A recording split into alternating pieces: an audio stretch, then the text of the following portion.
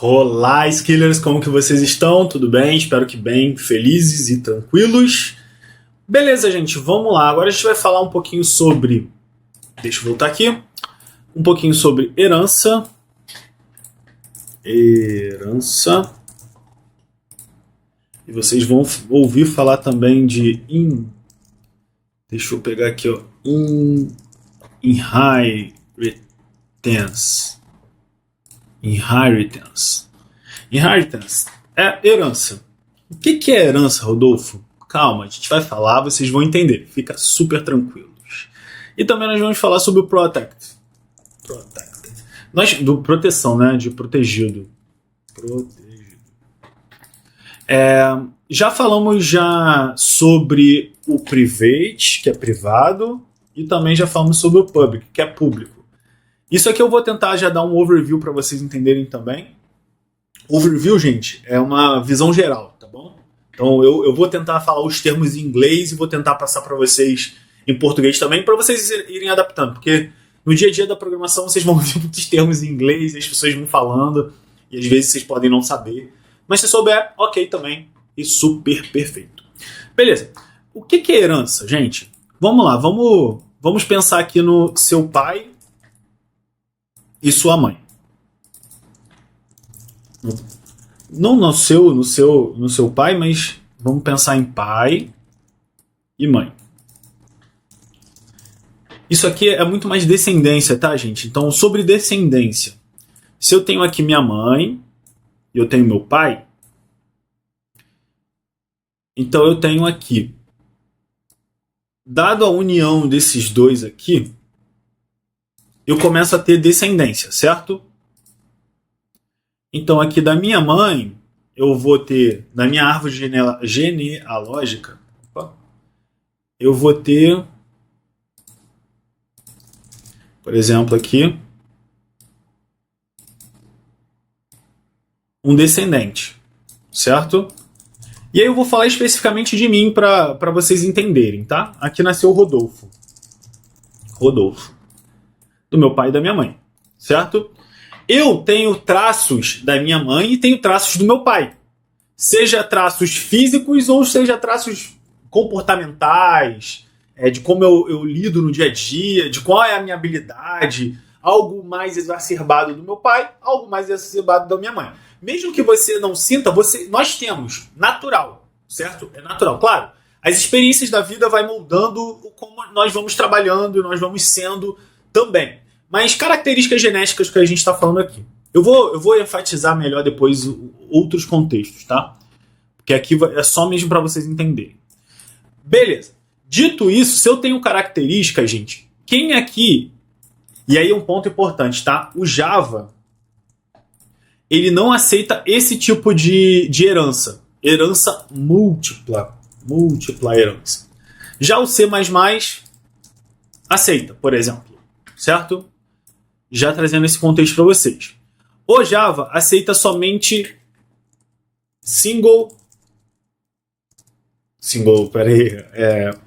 uma única herança. Já ia colocar em inglês aqui, mas beleza. O Java só aceita uma única herança, certo? Ah, Rodolfo, mas por quê? Especificação da linguagem. Somente isso. Beleza? Orientação a objeto, gente, é o paradigma. E vocês precisam entender que o paradigma ele pode ser aplicado em Java, em Ruby, em C++, em Python. E a filosofia vai ser a mesma. Porque é o paradigma que doutrina como que vai ser escrito e como vamos fazer aquela atividade. Ou escrever aquele código. Né? No nosso caso aqui é o código em que a gente está desenvolvendo. Certo? Então... vamos agora falar um pouquinho mais de código, né? Como que funcionaria isso em código? Eu vou ter aqui, ó, já dizendo isso aqui, agora eu vou passar para um outro caminho. Então, eu quero que vocês aprendam e tenham entendido como que a herança funciona, porque assim, o Rodolfo aqui tem características do pai ou da mãe, certo? Geneticamente tenho características do pai e da minha mãe, certo? Então, se eu tenho características, gente, eu herdo características e comportamentos do meu pai e da minha mãe. Um carro, por exemplo, Quando eu crio um carro, vocês concordam que esse carro... Vou colocar em inglês, tá, gente? Você concorda comigo que esse carro ele pode ser generalista, geral, e ele pode ter outros carros também? Por exemplo, de um carro eu posso ter... Por exemplo, deixa eu pegar aqui. De um carro eu posso ter o quê? Eu posso ter uma Honda Bis... Uma Honda Bis não, perdão. Um Kicks. Eu posso ter um carro que, sei lá, a marca é Kicks. Eu posso ter um Gol. Um Gol bolinha. Um Gol bolinha das antigas. Aqui. Eu posso ter, sei lá, um outro carro. Eu não sou uma pessoa que conheço muito de carros, né? Mas vamos lá. Sei lá, deixa eu pensar algum aqui rápido. Um Uno. Eu não conheço muito de carro, gente, então me perdoem. Uno. Me perdoem se vocês não gostam desses carros e não é a intenção fazer vocês odiarem. Mas vamos lá. Eu sei o Kicks porque eu tenho um Kicks, então pra mim é mais fácil, né? Mas eu não entendo de carro, então só entendo. Então, a partir de um carro, eu posso ter características e posso construir outros objetos. Lembra do físico, né? Eu posso construir outros objetos a partir desses conceitos. Porque o carro é o quê, gente? É um carro.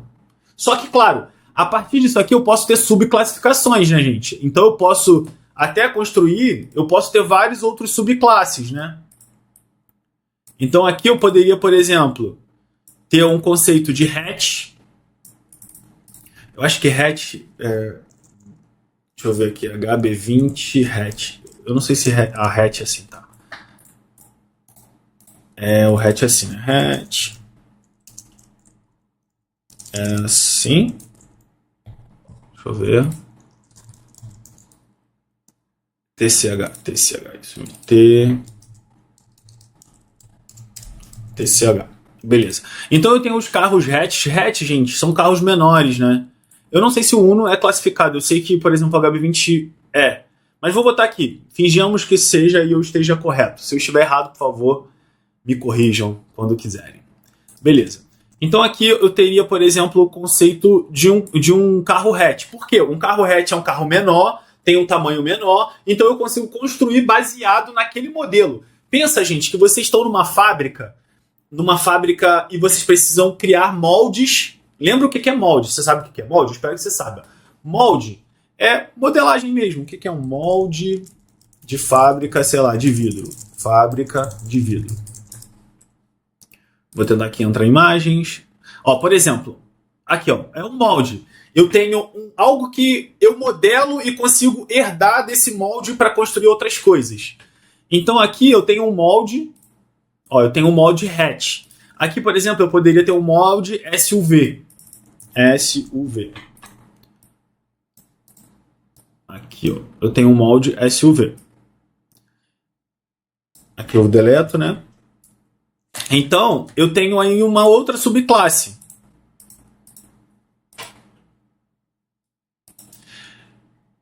Peraí. Aqui, uma outra subclasse. Então, o que eu quero dizer para vocês é que eu consigo ir modelando, criando modelos para a gente poder trabalhar com isso, certo? Aí, gente, eu quero explicar para vocês que o Java, implicitamente, e aí eu vou expor para vocês entenderem, tudo que a gente está criando de classe até agora, a gente está herdando, fazendo uma extensão do objeto, porque a classe primordial do Java é a classe Object. Ah, Rodolfo, mas é só o Java? Não, gente. É por isso que eu quero explicar isso para vocês. Às vezes a gente não compreende o que a gente está trabalhando e a gente acha que Java é difícil porque a gente nem compreende a linguagem que vocês gostam. E aí eu quero trazer, por exemplo, do Ruby. O Ruby tem o Basic Object, que tem uma subclasse de Object, e aí ele vai podendo criar outras classes também.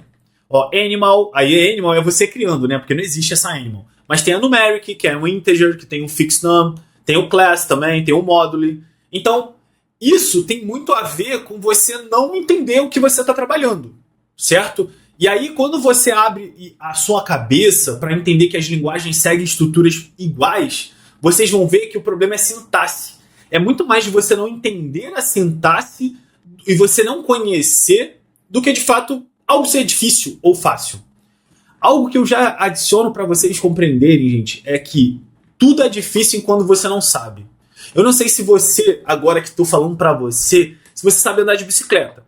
Mas tenho certeza que, por exemplo, eu vou exemplificar minha filha. Eu tenho uma filha nesse momento do vídeo, eu tenho uma filha de 3 anos. A minha filha de 3 anos, ela não sabe andar de bicicleta. Então ela vai achar hiper difícil andar de bicicleta. Porque ela não sabe. E tudo que a gente não sabe, a gente tem a negação de dizer que não sabe. Ao invés de tentar. E tentar primeiro, ela vai passar pelo estágio de colocar as rodinhas. Segundo, ela vai cair ainda com essas rodinhas, ela vai ficar numa dificuldade. Terceiro, ela não vai ter tanto equilíbrio, mas depois a gente vai insistindo. Ela adquiriu a consistência da rodinha, agora é o momento da gente tentar colocar ela para ter estabilidade. Então eu vou tentar colocar o guidão assim para, calma, eu tô com você. Então, no passo a passo, e depois eu já vou deixar ela um pouquinho e seguro, um pouquinho e seguro, para ela já ganhar confiança. Na última etapa, gente, é a etapa em que ela anda sozinha. Então você vê que tudo que a gente não conhece, o desconhecido é ruim pra gente que trabalha, ou que a gente que quer um conhecimento. Tudo é difícil. Eu só queria trazer isso porque eu tava conversando isso com algumas pessoas, as pessoas... não foi nada de programação, foi de outras habilidades, outros conhecimentos. E me trouxeram isso, que é muito difícil, eu tenho dificuldade, aquilo pra mim não dá. Mas tudo é difícil mesmo no início, até você não conhecer, até você entender de fato como aquilo funciona, como é o passo a passo para você aprender. Beleza? Espero que tenha ficado claro aqui que as linguagens seguem essas estruturas também. Deixa eu ver aqui Python também. Python. E tudo isso aqui, gente, é hierarquia. Tudo isso aqui é uma hierarquia. Certo? Deixa eu ver aqui. Enfim, tudo vocês vão ver que tem correlação, gente. Tem uma... E aí, um ponto que é importante vocês entenderem, que existe diferenças entre composition versus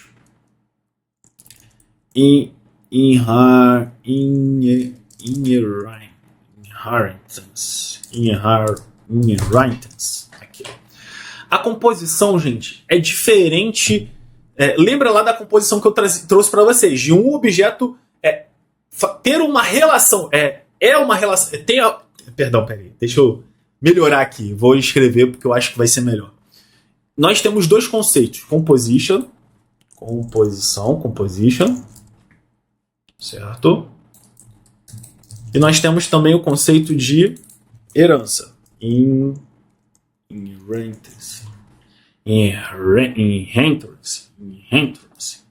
Inheritance. Então, a composição e a herança, gente, é o seguinte: são conceitos em que, lembra lá que uma classe uma classe person. Aqui eu vou colocar sim. Aqui. E aqui é só mesmo para a gente entender de modo conceitual, tá? Então aqui eu teria um construtor recebendo, por exemplo, deixa eu pensar, employee, sei lá. Isso aqui não faz sentido, mas só para vocês entenderem, certo? Então aqui eu teria um private, employee,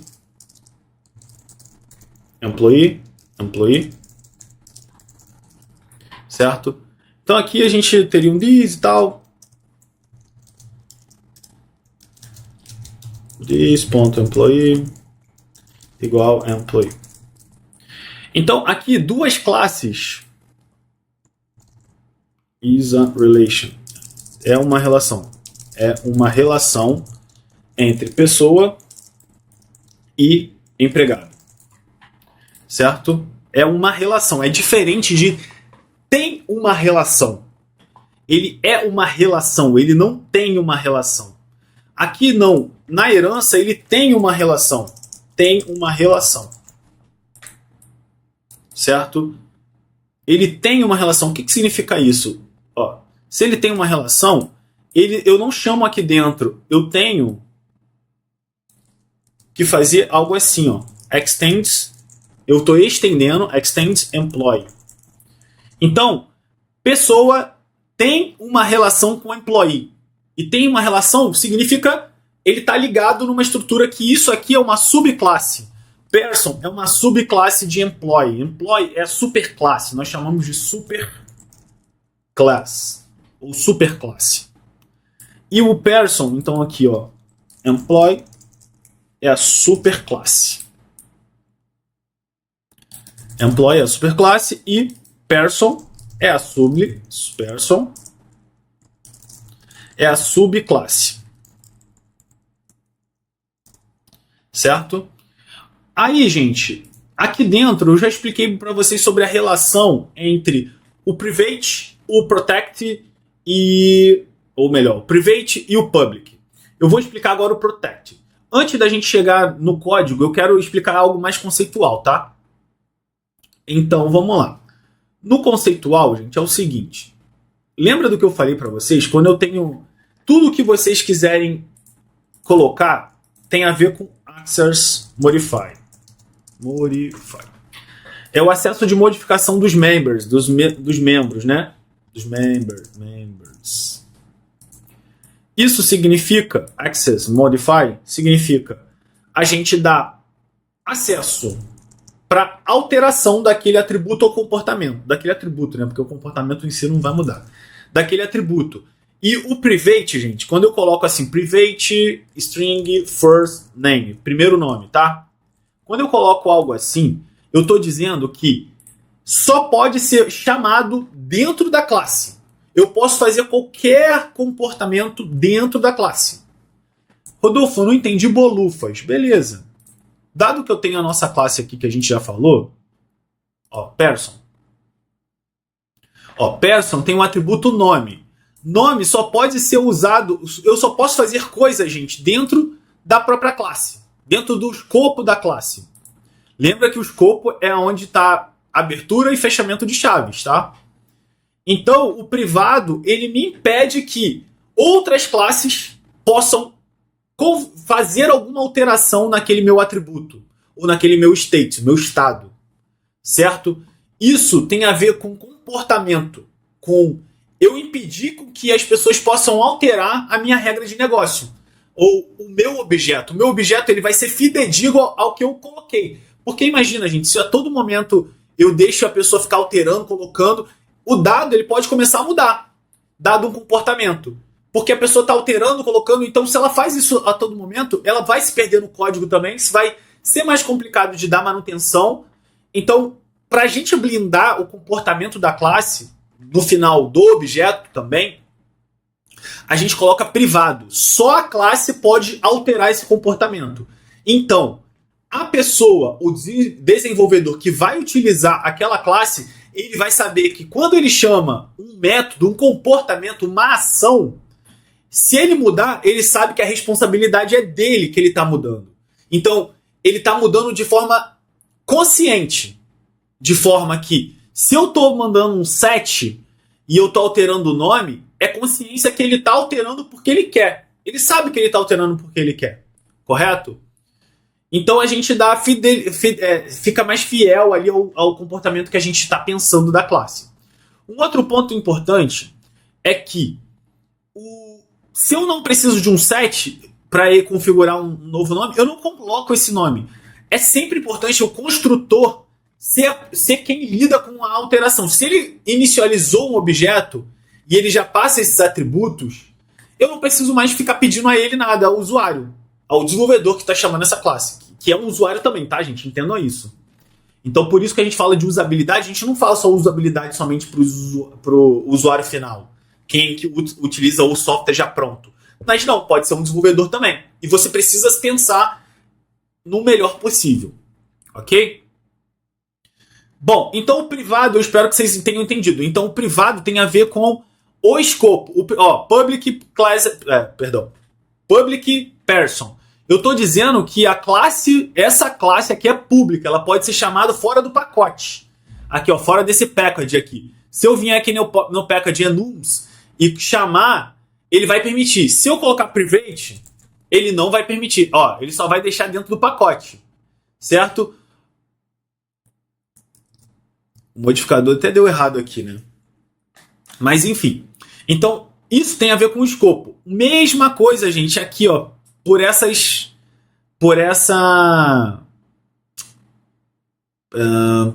por esse método, desculpa. Por esse método é o mesmo processo. Se eu colocar privado, não vou poder chamar fora da classe, somente dentro. Já o protect, que é onde eu quero chegar, o protect, gente, ele protege e permite já um cenário mais intermediário, porque o privado você não pode chamar fora desse escopo aqui. Não pode, não pode. O público pode, você pode chamar em qualquer lugar. Já o protect, dado uma extensão, eu posso chamar ele também, dado uma subclasse nesse caso, né? Aí, só agregando já aqui, para deixar interessante, o que ele está fazendo aqui, ó, de forma indireta, né? Você não vê, mas ele está fazendo. Isso aqui é o que está acontecendo. Se eu tiro, é a mesma coisa, tá, gente?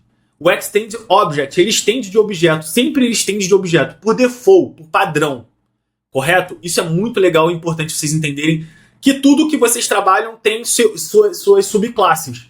E aí, muitas das vezes, a gente acaba não entendendo o que está acontecendo por isso. Por que eu adicionei esse toString aqui? Cadê? Eu não tenho aqui, né? Eu tenho car, talvez? Deixa eu ver, toString, deixa eu ver. Eu lembro que eu tinha colocado em algum lugar. Deixa eu ver aqui. toString. Aqui, ó. Um toString. Esse toString, gente, você só visualiza ele por causa desse extend aqui, ó. Extends object. Porque no final a gente está fazendo uma reescrita da superclasse, que é um método da superclasse override. A gente está reescrevendo esse método que é público e que está no object, certo? Ó, se eu entrar aqui, ó, eu tenho várias coisas aqui no object, certo? Que eu ganho os métodos por conta do object. Beleza? Se eu entrar aqui, ó, a gente pode entrar na classe. Aqui as especificações da classe, aí se vocês quiserem ler. Eu sou uma pessoa, eu sou muito curiosa, né? Então eu gosto muito de entender o que está acontecendo aqui, o que tem. Eu, particularmente, é uma característica minha. Eu realmente gosto. E tudo que tem um ponto class, tá, gente? É algo que já é um objeto, correto? Isso aqui já é um objeto, isso aqui não é uma classe. Beleza? Beleza. Então, beleza. Aqui, ok, aqui, ok. Bom, eu espero que tenha ficado um pouco claro, assim. Eu já quis só dar agora, nesse primeiro momento, um overview para vocês, uma visão geral. E a intenção agora, na próxima aula, é a gente ir para a prática. Beleza? Então aqui foi mais uma parte teórica para vocês entenderem e a gente só codar. Beleza? Muito obrigado, valeu, até mais.